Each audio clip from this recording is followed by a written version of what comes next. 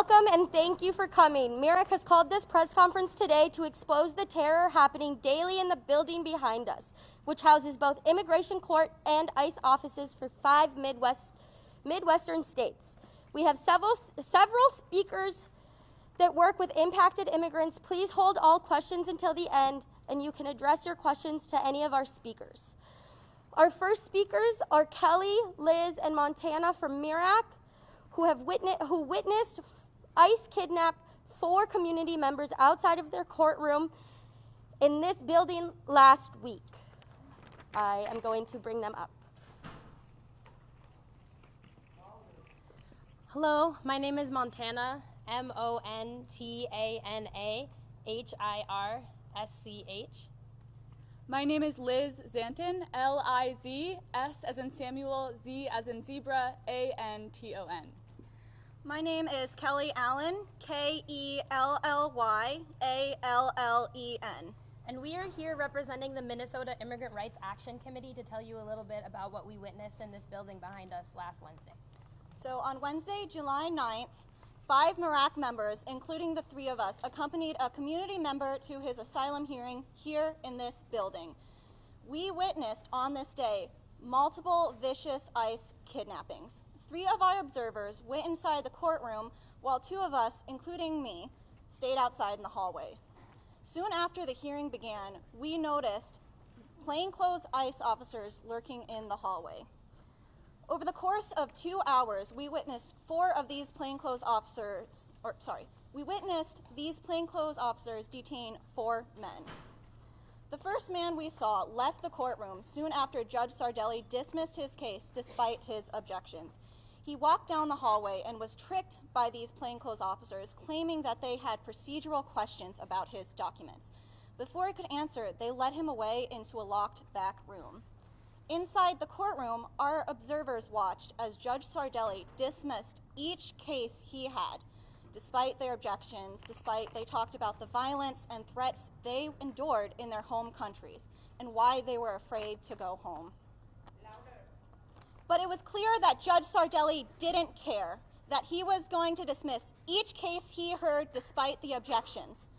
These people have a right to a fair hearing, and they should be allowed the ability to appeal after a dismissal. Yet, because these people have been here for less than 2 years, this right has been cruelly taken away by the current administration. This is not due process. As observers, we walked alongside the person we were accompanying to try to escort him out of the building, past the plainclothes ICE officers in the hallway. We took only a dozen steps before the agents descended on us, forcefully broke through our circle, and pulled him away. We asked them repeatedly if we could have 1 minute to speak with him about his rights, and they refused. They dragged him through a door to a locked back room. Another man we met was walking around the waiting room holding the hands of his nephew, a wide-eyed toddler just learning to walk. Soon after, we saw ICE agents grab and detain this man in front of his family, including his 3 young nieces and nephews. We then sat with another man whose case had been dismissed. We warned him of what awaited him in the hallway when he stepped outside the waiting room.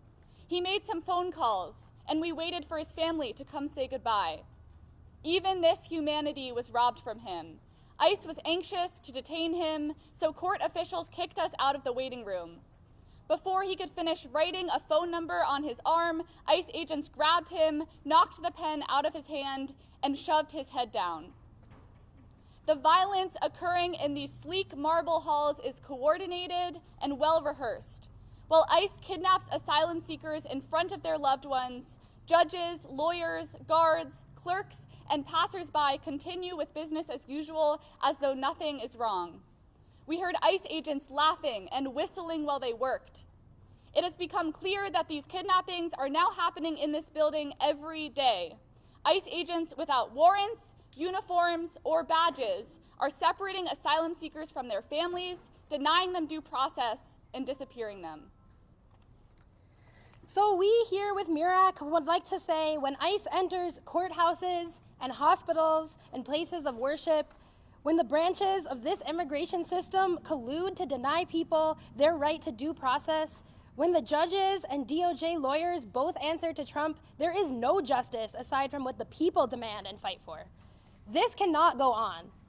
We say shame on Judge Sardelli, shame on the clerk who kicked us out of the waiting room, shame on the DOJ, and shame to all who answers to Trump and upholds this rotten system. Shame on ICE for violently kidnapping people in this building behind me. And so MIRAC would like to demand the following from this court. 1, no time limits on staying in the court waiting room. 2, all master hearings be held online. 3, no dismissal over objections. And 4, an end to ICE kidnappings at court. We demand an end to this terror. While we are horrified by what we saw in that building, we are not demoralized, but instead we are fueled by rage that will keep us in the streets and keep us fighting alongside our immigrant neighbors. When ICE came to Lake Street in Minneapolis, we were there to tell them to get out of our city. And this is not the last time you will see us here at the Whipple building. We will continue to fight, and we will continue to fight until we win. ICE out of the courts, ICE out of our cities, no more deportations. When immigrants' rights are under attack, what do we do? Stand up, fight back. Thank you.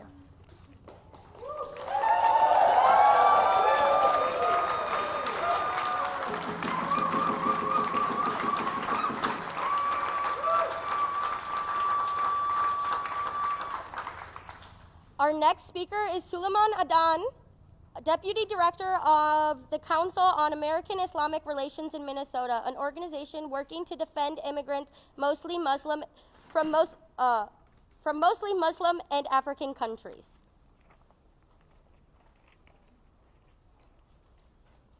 Thank you, everyone. Assalamu alaikum, and peace be upon you all. My name is Sulaman, and I serve as the Deputy Executive Director at CARE Minnesota. We are here today because what's happening in Minnesota courts is not just a legal issue. It's a moral issue and a human rights crisis. Every day we are witnessing ICE weaponize our courthouses like the ones behind us, turning places meant for justice into traps for deportation.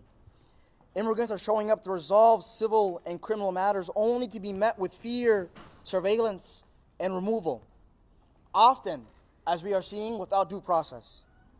That is not justice, that is entrapment. Immigrants come to courts with courage, expecting fairness, as this country promises, not to be ripped away from their families in hallways like our allies at MIRAC explained, turned into ambush zones. Our classmates, our co-workers, our kin, these are families, these are members of our community that are being impacted. They came here for safety, for opportunity to build dignified lives, and instead, they're being snatched from the systems that promise them justice. At CARE Minnesota, we've walked with families who face this terror, and I want to name that it is terror. We've seen fathers disappear from child custody hearings. We've seen mothers taken outside courtrooms while trying to secure protection orders. This is targeted assaults on Black, brown, and indigenous and immigrant communities here in Minnesota, and it must stop. Let us be clear, courtrooms should never be ICE hunting grounds. When people are afraid to access the legal system, we all suffer. Justice delayed is justice denied. Justice surveilled is justice destroyed.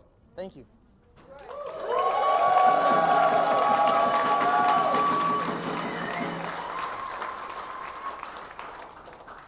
Next, please welcome John Benda, a member of Interfaith Coalition on Migration, which has had members observing court hearings since Trump took office and before.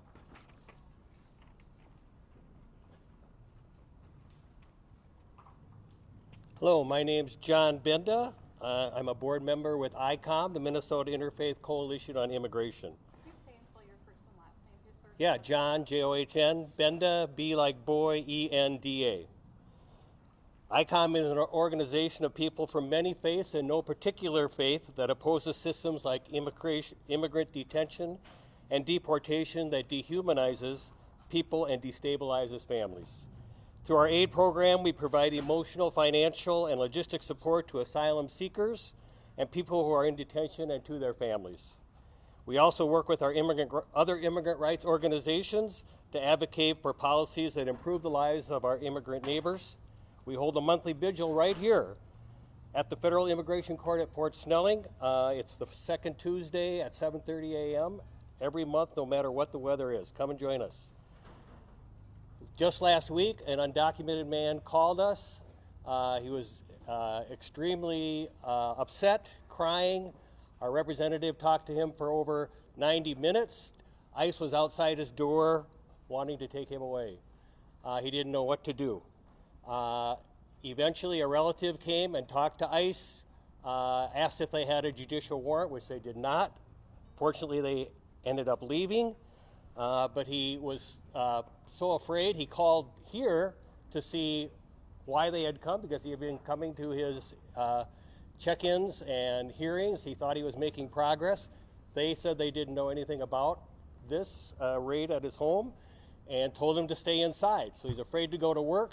He's afraid to go and get groceries. We offered to go bring him groceries. He was so afraid. He said he trusted us, but was so afraid that he wasn't willing to give us his address. This is an example of how ICE is dehumanizing and terrorizing people. Our volunteers who do court watch here are telling us the stories like we just heard. Agents waiting outside the court hearing rooms. People think they're free to go. They get outside and they are apprehended. This man that I was just talking about, when his next hearing comes up, he has no idea what he will do. It's just total chaos for him. Our willingness to show up and say no to these actions is critical, especially now, to protect the rights of our immigrant neighbors and ourselves. Please, all of you, continue to show up, stand up, and speak up, saying no to these actions and yes to building a Minnesota where everyone can live and thrive with dignity. Thank you.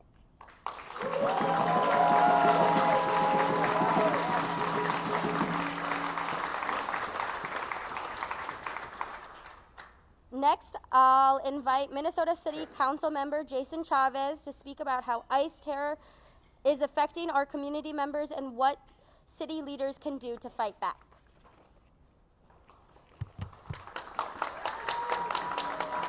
Good afternoon, everyone. My name is Jason Chavez. I have the honor and privilege of representing Ward 9 on the Minneapolis City Council. I'm also the proud son of Mexican immigrants and proudly represent the 9th Ward, which is home to a large immigrant community here in the city of Minneapolis. And I bound to begin by saying that the presence of ICE in our community is meant to instill fear in the people that we love and care about. We hear the stories of family members, moms, fathers, people with children afraid to send their children to school and having to tell their children that they are safe in our schools when they know that may not be the case. And they do so because they want to make sure that their children are getting the education that they need to succeed in their life, but not knowing whether or not ICE is going to come into our schools and terrorize our family members. You have children of parents of immigrants who are scared to receive that call from their parents, knowing that one of their parents might be deported. You have family members of immigrants knowing that if you get that text message or that phone call, you don't know what's going to happen and that you might hear back that your parents may no longer be in this country. And you have family members being torn apart, being sent to countries that they have not been to for years, stripping them away from their entire identity and dehumanizing them.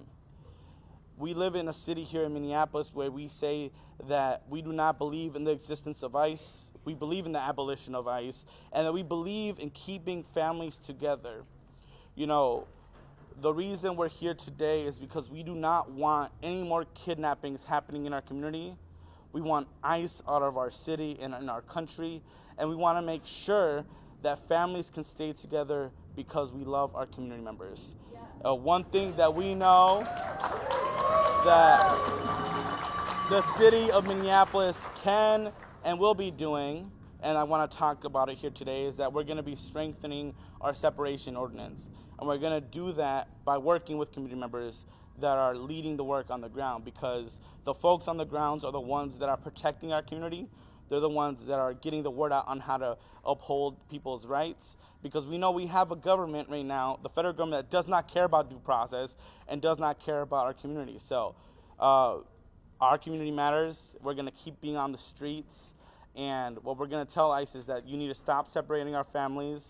You need to uphold due process, and we're going to keep on pushing because what you're doing is just completely wrong.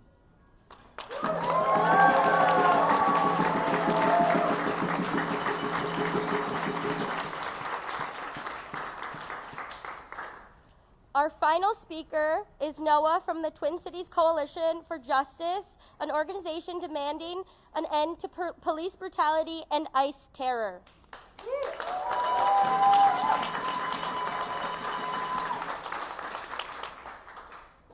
Good afternoon. For the media present, my name is Noah, N-O-A-H. My last name is S-C-H-U-M-A-C-H-E-R. Again, my name is Noah, and I'm an organizer with the Twin Cities Coalition for Justice, also known as TCC for J. TCC for J proudly stands with the Minnesota Immigrant Rights Action Committee in demanding ICE stay out of all protected areas, including but not limited to churches, schools, hospitals, and the courts. Every person with a pulse should be outraged that masked and heavily armed agents in plain clothes are going into schools, churches, hospitals, and courts to arrest and deport human beings.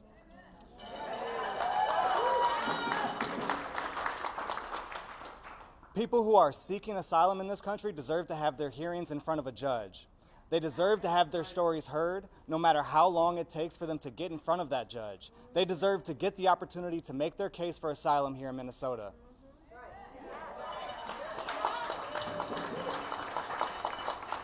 Hennepin County officials and court administrators need to ensure that immigrant rights are protected and that due process is carried out. Although immigration courts are run by the DOJ, the point still stands that no one of good conscience should be assisting Trump's secret police.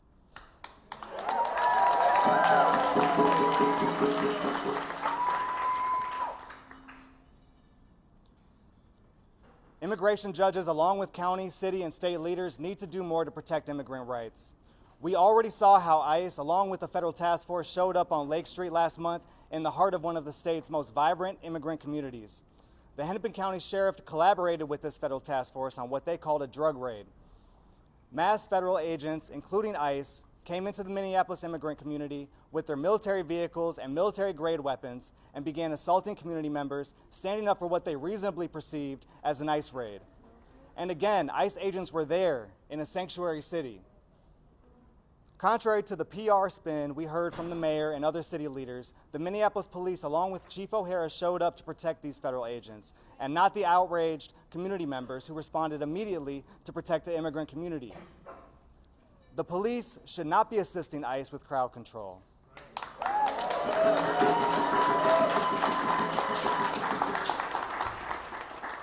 This is one of the many reasons why we at TCC for J are organizing for community control of the police through an all-elected Civilian Police Accountability Commission.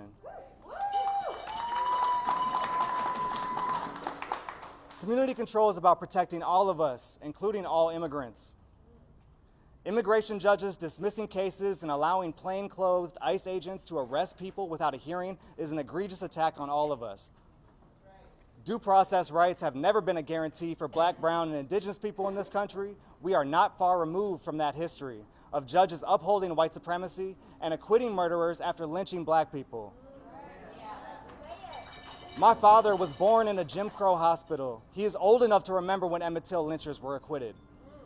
And we know how due process looked for George Floyd, Amir Locke, Sandra Bland, Justin Tigan, and so many more stolen Black lives in recent memory.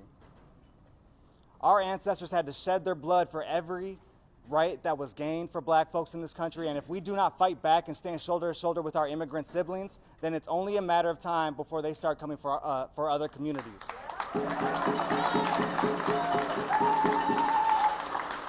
I want to state again that we at TCC for J are organizing and petitioning for community control of the police in Minneapolis through an all-elected Civilian Police Accountability Commission. We understand that in order to have self-determination, we need to have political power over those who have the monopoly on violence in our communities. And we understand that our struggles are connected, and we need to have a united front against the repression coming down from the Trump administration. We are proud to stand unapologetically here today to demand immigrant rights and their right to due process be upheld. Stop the deportations. Stop the deportations!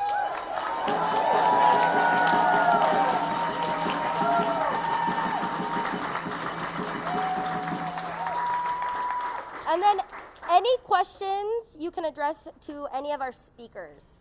So if there's any questions from the press. I think it was the first speakers. Do you guys have a name? You referenced 4 people so that we can look up their cases, names for the individuals? We're not sharing names at this time out of respect to the individuals. We did not get permission to do that. Do you have video or anything? I know that video's not allowed in there, but... Yeah, we don't have video.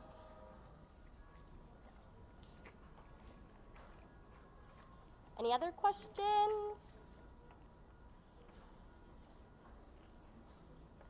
you have any general idea of how many people have been detained here at Fort Snelling after the shooting? No. Do you have any idea of the number of people who have been detained? No, we don't. One more follow-up. Yeah. They said 4 people, but then they went on to say that this is happening every day. Can I get some clarification on that? We witnessed 4 people. The judge who we were there when he was doing the court cases dismissed every case that we saw. So we infer that this is happening every day under that judge, and we have some further clarification. Yes, and then also we're not the only people doing court observation. So I do want to point out that we were actually here a couple weeks prior accompanying someone, and luckily that judge did not dismiss everyone's case over their objection. Judge Carr did not dismiss them, Judge Sardelli did. And when those cases were not dismissed, those people were not taken by the officers, the same officers that were in the hallway. So it is extremely important to understand that the dismissal of these cases and the compliance and willingness of the judges who directly report to and work for the Trump administration is what is causing these detentions and these expedited removals. But we do for a fact know, because there were ICOM, that Interfaith Coalition on Migration members that were there and were observing that morning, that did see people taken away by other judges that morning. So we have talked to other observers that have been here on other days, and we are well connected with our community and our community members. And we also know about people almost on a daily basis that we get reports of and hear about.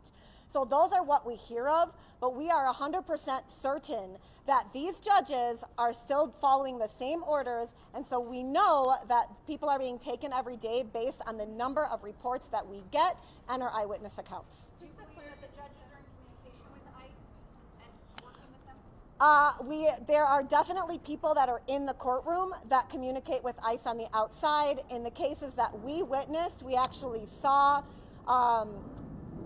people that sat in the back of the courtroom and then later reported to the ICE agents on the outside and left with them. So we do know that ICE has people inside the courtrooms telling them who to detain on their way out. Are those people government employees?